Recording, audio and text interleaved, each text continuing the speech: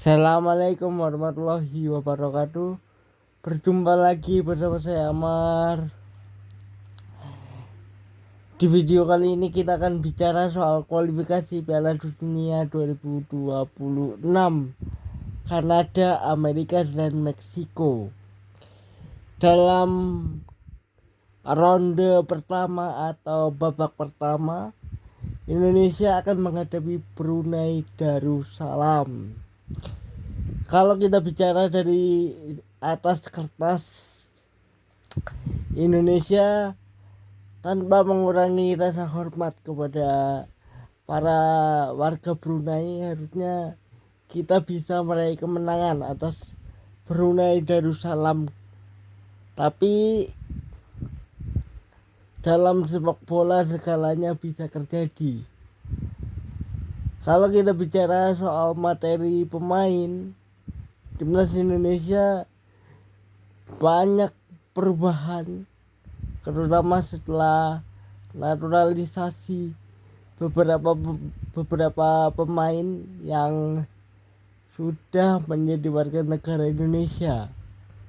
Elkan Bagot, Jordi Amat, Ivar Jenner, Rafael Struijk, dan beberapa pemain lainnya yang sudah siap membela Indonesia di kualifikasi Piala Dunia 2026 zona Asia. Tapi kalau kita bicara dalam pertemuan terakhir di Piala AFF 2022 lalu, Indonesia menang 7-0 kalau gua nggak salah ingat ya, karena itu udah setahun yang lalu. Jadi kalau tidak salah kita menang 7-0, dan seusai pertandingan pelatih dari Brunei Darussalam merasa dicurangi atau merasa ada yang tidak beres dengan kemenangan Indonesia menghadapi Brunei Darussalam.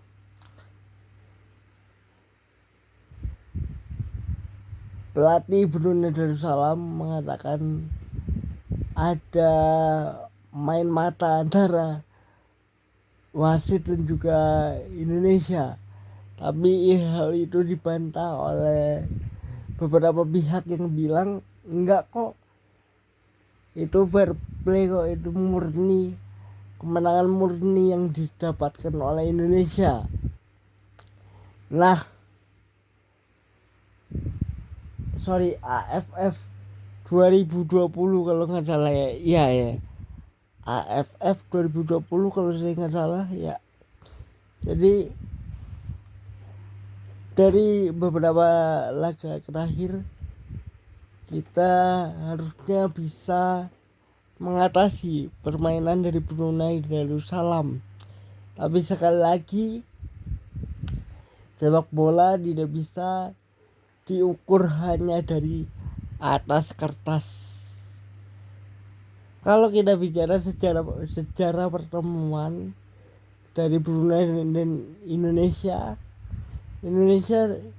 mendominasi, hampir selalu mendominasi.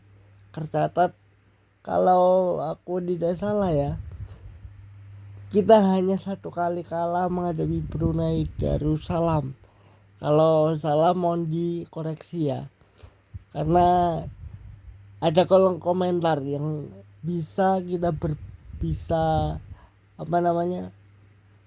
memberi saran dan juga mengoreksi apa yang gue ucapkan gitu loh.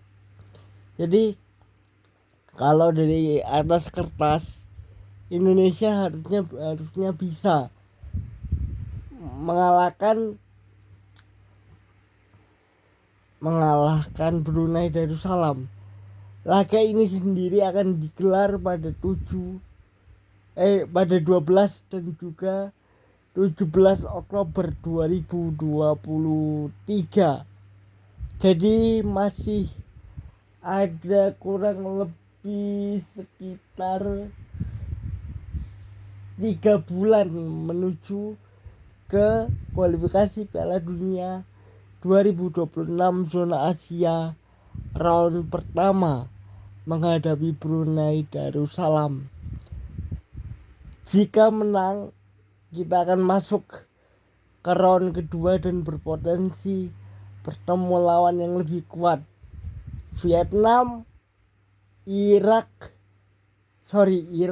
ataupun beberapa tim lainnya yang sudah mengisi round kedua.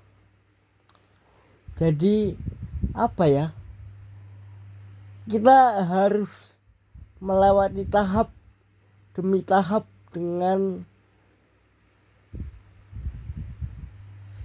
fokus. Jangan sampai target utama kita kan lolos ke Piala Dunia.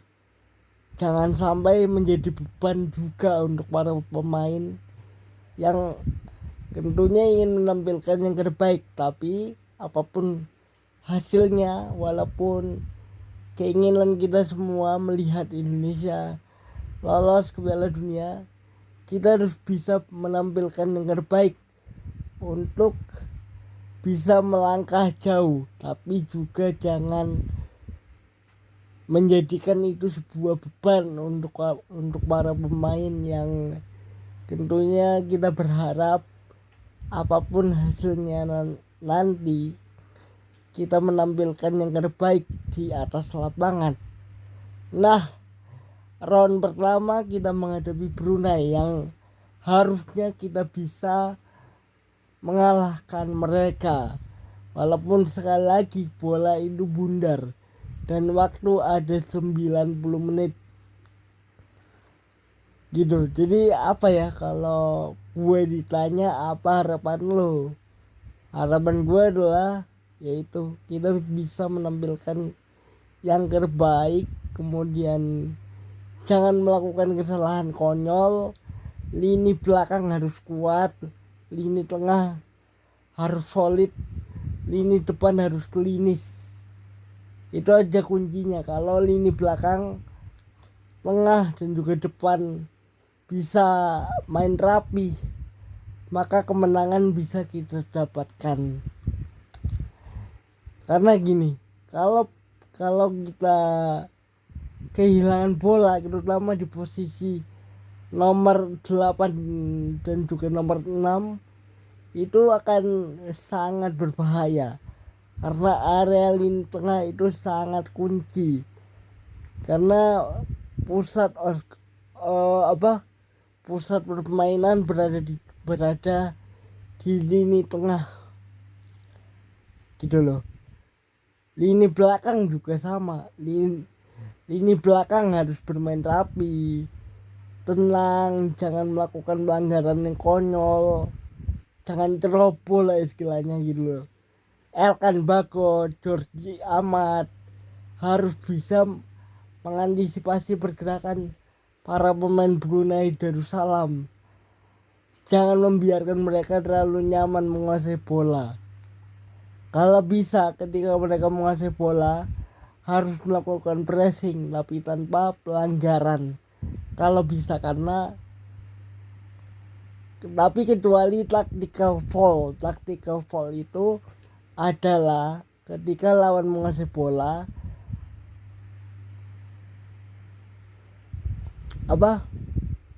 lo harus melakukan pelanggaran tapi bukan di area yang berbahaya.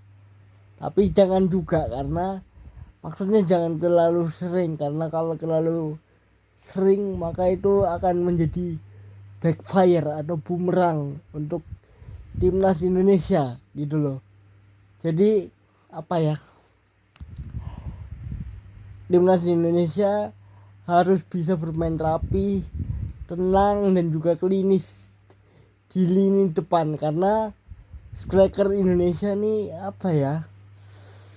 kita tuh kesulitan mencari penerus BP, mencari penerus seorang Gendutoni, dan juga masih banyak striker yang kita sekarang di era sekarang agak kesulitan mencari striker lokal karena kan liga kita sudah dikuasai oleh para pemain asing, terutama di lini depan gitu loh. Jadi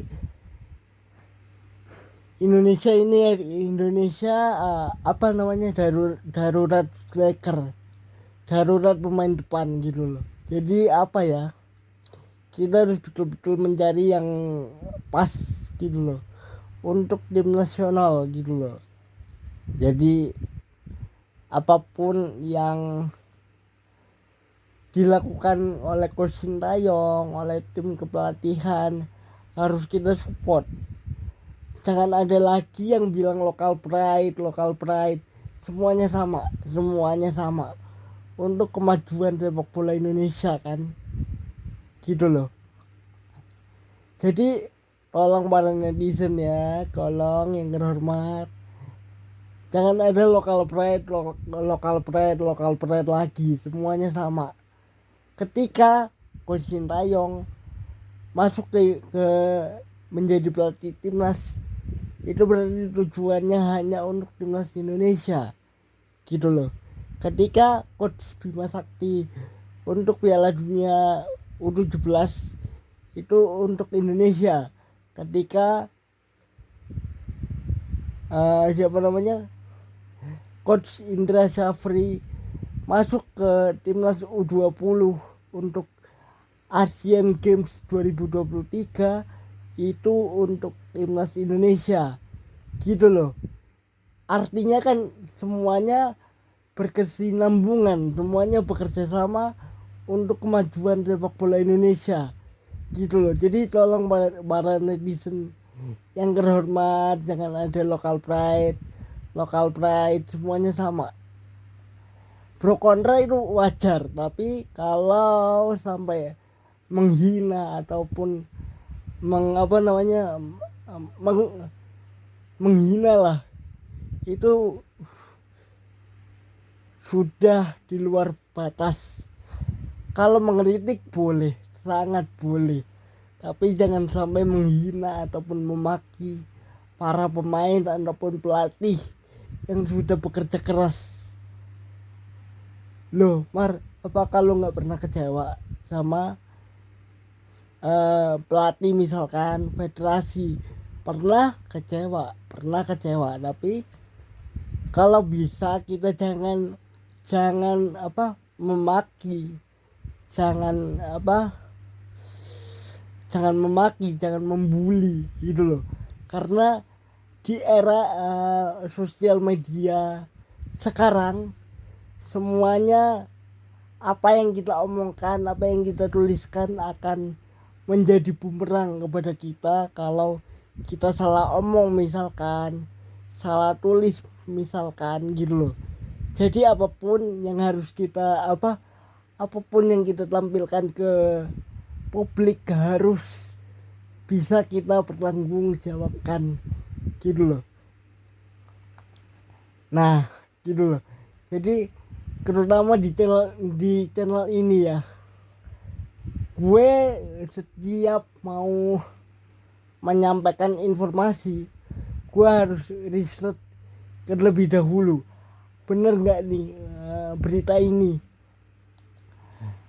ini gitu loh, bener tidak. Karena kalau sampai gue salah memberikan informasi, maka apa yang gue sampaikan menjadi tidak valid gitu loh. Jadi itu loh, jadi gue mencari informasi yang akurat, yang insya Allah valid gitu loh. Jadi maaf ya, ini jadi melebar kemana-mana, karena itu tadi, apapun hasilnya nanti jangan membuli, karena para pemain, pelatih sudah bekerja keras untuk berjuang untuk timnas Indonesia, dan mudah-mudahan hasil terbaik kita dapatkan di round pertama menghadapi Brunei Darussalam. Jadi sampai ketemu lagi di video lainnya. Wassalamualaikum warahmatullahi wabarakatuh.